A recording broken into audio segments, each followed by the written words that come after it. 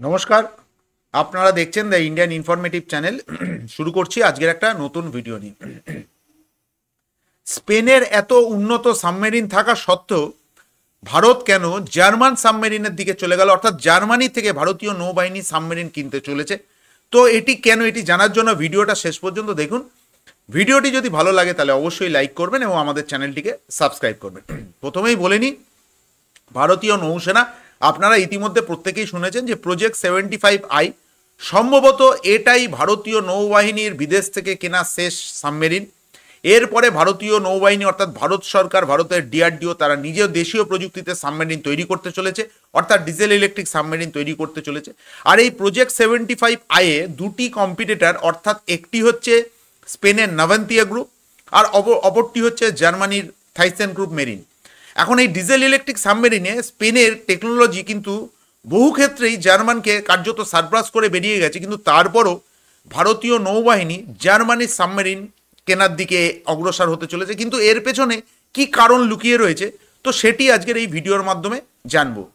ঘটনা হচ্ছে যে এইখানেই আপনাদের অনেকেরই প্রশ্ন থাকতে পারে যে ভারতীয় নৌবাহিনী নাকি নিউক্লিয়ার সাবমেরিন তৈরি করে ফেলেছে, নিউক্লিয়ার এসএসএন তৈরি করার দিকে যাচ্ছে, কিন্তু নিউক্লিয়ার এসএসবিএন এবং এসএসএন তৈরি করার পরও কেন ভারত এখনো পর্যন্ত ডিজেল ইলেকট্রিক সাবমেরিন তৈরি করতে পারেনি। এখন ঘটনা হচ্ছে ডিজেল ইলেকট্রিক সাবমেরিন, প্রত্যেকটা সাবমেরিনের তাদের বিভিন্ন রকম প্যারামিটার রয়েছে। ডিজেল ইলেকট্রিক সাবমেরিনের ক্ষেত্রেও আমরা নিজেদের তৈরি করার ক্ষেত্রে অনেকটা এগিয়ে গেছি, কিন্তু এই যে আত্মনির্ভর ভারতের যে স্লোগানটা উঠেছে, সেই স্লোগানটা কিন্তু আজ থেকে 3-4 বছর কি 5 বছর আগে উঠেছে। তো এটি সম্পূর্ণ এক্সিকিউশন হতে এখনো আরও 5 থেকে 7 বছর সময় লাগবে, তার কারণ একদিনে কিন্তু কখনোই আত্মনির্ভর হওয়া যায় না। এবার আসি যে এই যে ডিজেল ইলেকট্রিক সাবমেরিন সম্পর্কে। মূলত ডিজেল ইলেকট্রিক সাবমেরিনকে বলা হয় যে সব থেকে কোয়াইট এবং সাইলেন্ট সাবমেরিন, কিন্তু এটা যদি এর প্লাস পয়েন্ট হয় তবে এর কিছু নেগেটিভ পয়েন্টও রয়েছে। এর নেগেটিভ পয়েন্টটা কি? এর নেগেটিভ পয়েন্ট হচ্ছে এর যে সমুদ্রে থাকার, অর্থাৎ এর যে এন্ডুরেন্স, সেটা অনেকটাই কম হয়। আর দ্বিতীয় কথা হচ্ছে যেহেতু এটি ডিজেল ইলেকট্রিক সাবমেরিন, ফলে এটিকে সমুদ্রের ওপরে উঠে আসতে হয়, তার কারণ সেখানে অনেক রকম আনুষাঙ্গিক এলিমেন্টস নামার জন্য এবং বিশেষ করে অক্সিজেনের প্রয়োজনের জন্য সেটিকে ওপরে উঠতে হয় এবং ব্যাটারি চার্জের জন্য ওপরে উঠতে হয়। এবং সেক্ষেত্রে এই ডিজেল ইলেকট্রিক সাবমেরিনগুলো কিন্তু শত্রুর রেডারে, সোনারে মাপ করবেন, শত্রু সোনার কিংবা বিভিন্ন রকম যুদ্ধের জাহাজ বা প্লেন বা হেলিকপ্টারের কাছে এই এই ডিজেল ইলেকট্রিক সাবমেরিনগুলো কিন্তু কার্যত এটাকে ডিটেক্ট হয়ে যাওয়ার সম্ভাবনা থাকে। এখন ঘটনা হচ্ছে যে এই যে diesel electric submarine project 75I, এই সাবমেরিনটির ক্ষেত্রে ভারত কেন জার্মানির দিকেই অগ্রসর হতে চলেছে। অনেকে বলবেন যে ভারত তো ফ্রান্সের সাথে আরও 3খানা কালভারি, যেটাকে সুপার কালভারি ক্লাস সাবমেরিন, যেটা ফ্রান্সের থেকে আরও 3টে কেনার কথা হচ্ছে, যেটি ম্যাসগাঁও ডকে তৈরি হবে। তো সেটি যদি ভারত নিজেই তৈরি করতে পারে, তবে নতুন করে প্রজেক্ট 75I বা জার্মানির থেকে এত দামে সাবমেরিন কেন কিনছে। এখানে একটা লক্ষণীয় ব্যাপার হচ্ছে যে স্পেন যে সাবমেরিন ভারতকে অফার করেছে, সেটি কিন্তু ভারতীয় নৌবাহিনীর যে রিকোয়ারমেন্ট আছে, প্রায় 3000 টন ওজনের যে সাবমেরিন, সেটি কিন্তু স্পেনের যে নাভান্তিয়া গ্রুপের S80+ যে সাবমেরিনটি, সেটি কিন্তু তার পুরোপুরি ভারতের যে রিকোয়ারমেন্ট, সেই রিকোয়ারমেন্ট কিন্তু ফুলফিল করে যাচ্ছে। অপরদিকে জার্মানি থেকে যে টাইপ 214 যে সাবমেরিনটি ভারতের জন্য ভারতকে অফার করেছে, সেটি কিন্তু এই মুহূর্তে জার্মানের কাছে যে 214 সাবমেরিন রয়েছে, সেটির কিন্তু একেবারেই নয়, কারণ ভারতের যে রিকোয়ারমেন্ট আছে, সেই রিকোয়ারমেন্ট অনুযায়ী এই সাবমেরিনটি কিন্তু আরও বড় হবে।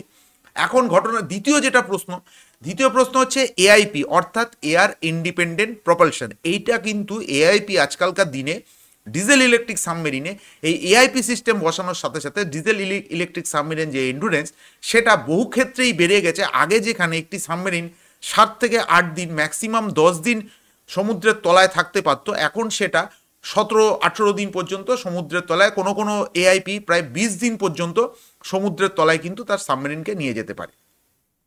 তো সেক্ষেত্রে এই মুহূর্তে বিশ্বের সব থেকে আধুনিক এআইপি কিন্তু স্পেনের কাছে রয়েছে, যেটা জার্মানির কাছে নেই। তো তারপরেও কেন ভারত জার্মানির দিকে অগ্রসর হতে চলেছে? এর পেছনে যে কারণটি বলা হচ্ছে, সেটি হচ্ছে যে জার্মানি যে সাবমেরিনের যে অফারটা দিয়েছে বা স্পেন যে অফারটা দিয়েছে, স্পেনের অফার কিন্তু জার্মানির সাবমেরিনের থেকে দামের ক্ষেত্রে অনেকটাই কম, তাও ভারত জার্মানির দিকে যাচ্ছে। এখন এই যে ঘটনাটা শোনা যাচ্ছে, যেটা কিন্তু এখনো পর্যন্ত পাবলিক ডোমেনে আসেনি, কিন্তু কিছু সূত্র মতে কিছু খবর বেরিয়ে আসছে, সেটি হচ্ছে জার্মানির যে থাইসেন গ্রুপ মেরিন, যে তারা যে সাবমেরিন তৈরি করে, বলা হয় যে ডিজেল ইলেকট্রিক সাবমেরিনে জার্মানের সাবমেরিন পৃথিবীর সব থেকে উন্নত সাবমেরিন ধরা হয়। ঠিক তার পেছনেই আসে রাশিয়ান ডিজেল ইলেকট্রিক সাবমেরিন। তো জার্মানির একটা দীর্ঘদিনের অভিজ্ঞতা রয়েছে এই সাবমেরিন তৈরি করার ক্ষেত্রে। তো জার্মানির থাইসেন গ্রুপ মেরিন, যারা কিনা এই টাইপ 214 সিডি যে নতুন সাবমেরিনটি ভারতের জন্য তৈরি করবে, তো এই কোম্পানিটির কিন্তু কার্যত যে মালিকানা সেটা কিন্তু হস্তান্তর হতে চলেছে। আর এইখানেই হস্তান্তর হওয়ার আগে এই থাইসেন গ্রুপ মেরিন তারা ভারত সরকারের কাছে, অর্থাৎ ভারতীয় নৌবাহিনীর সাথে যে একটি গোপন বৈঠকে তারা ভারতীয় নৌবাহিনীকে যে একটি মারাত্মক অফার দিয়েছে, সেই অফারটি হলো যে ভারত যে প্রজেক্ট 76-এর নিজস্ব ডিজেল ইলেকট্রিক সাবমেরিন তৈরি করতে চলেছে, সেই সাবমেরিন তৈরি করার ক্ষেত্রে যে যে ধরনের টেকনোলজি দরকার, সেই সব টেকনোলজি জার্মানির কাছে আছে, এবং জার্মানি সেই সব টেকনোলজি ভারতকে পুরোপুরি টেকনোলজি ট্রান্সফার করে দেবে। এবং প্রজেক্ট 76 সাবমেরিনটি তৈরি করতে যদি আগামী 10 বছর সময় লাগে, সেটিকে কমিয়ে 3 থেকে 5 বছরের মধ্যে ভারত কিন্তু প্রজেক্ট 76-এর সাবমেরিন, যেটা নিজস্ব সাবমেরিন, সেটি কিন্তু ভারত তৈরি করে নিতে পারে। আর এই ধরনের অফার পাওয়ার পর ভারত সরকার এবং ভারতীয় নৌবাহিনী কিন্তু জার্মানির সাবমেরিনের ওপর কিন্তু যেটা মনোনিবেশ করেছে, শোনা যাচ্ছে জার্মানি থেকেই যদি না বড় কোনো অঘটন ঘটে, তো জার্মান সাবমেরিন কিন্তু ভারত সরকার কিনতে চলেছে। এবং একটি জিনিস খুব গুরুত্বপূর্ণ, সেটি হচ্ছে এই যে জার্মান সাবমেরিন বা এই যে প্রজেক্ট 75I যে সাবমেরিনগুলো কেনা হচ্ছে, সেটি কিন্তু টাকা ধার্য করা হয়েছিল 40 থেকে 45 হাজার কোটি টাকা, কিন্তু এখন শোনা যাচ্ছে এটি প্রায় 70,000 কোটি টাকার ওপরে কিন্তু ক্রস করে চলে যাবে। তো এই পরিমাণ টাকা থাইসেন গ্রুপ মেরিন, যেটা জানা যাচ্ছে যে থাইসেন গ্রুপ মেরিন এই পরিমাণ টাকা ভারত সরকার বা ভারতের থেকে নিচ্ছে এই কারণেই যে জার্মানির থাইসেন গ্রুপ মেরিন যে দীর্ঘ প্রায় 100 বছরের অভিজ্ঞতা সম্পন্ন তাদের যে সাবমেরিন বিল্ডিং প্রজেক্ট, সেই প্রজেক্টের যে সাবমেরিনের যে টেকনোলজি এবং উন্নত টেকনোলজি তারা ভারতকে পুরোপুরি হস্তান্তর করে দিতে চলেছে। ফলে ভারতীয় নৌবাহিনী বা ভারত সরকার এরপরে যে যে সাবমেরিনগুলো তৈরি করবে, সেগুলো কিন্তু ভারতের নিজস্ব সাবমেরিন তৈরি হবে। যদিও জার্মানির থেকে আমরা অ্যাসিস্ট্যান্ট পাচ্ছি, কিন্তু আগামী দিনে ভারতকে ওই 5 থেকে 6খানা সাবমেরিন কিন্তু আর বিদেশ থেকে কিনতে হবে না। ভারতের নিজেদের যা রিকোয়ারমেন্ট, সেই রিকোয়ারমেন্ট মতন কিন্তু সেই সাবমেরিনগুলো যথারীতি ভারত নিজেদের মতন করে তৈরি করবে এবং খুব উন্নত প্রযুক্তির সাবমেরিন ভারত তৈরি করবে। এখানে ধরা হচ্ছে যে জার্মানির যে এআইপি সিস্টেম, সেই এআইপি সিস্টেম কিন্তু বলা হয় পৃথিবীর সব থেকে প্রুভেন এআইপি সিস্টেম, কিন্তু তারপরও জার্মানি এআইপি সিস্টেমের একটা সব থেকে যেটা গলদ রয়েছে যে এআইপি সিস্টেম, তাদের মধ্যে এই সাবমেরিনের ভেতরে কিন্তু একটা বিশাল বড় হাইড্রোজেনের সিলিন্ডার থাকে। সেই সিলিন্ডার যদি কোনো কারণে জলের মধ্যে সাবমেরিনে বাস্ট করে যায়, তবে সেই সাবমেরিন কিন্তু পুরোপুরি সলিল সমাধিতে চলে যাবে।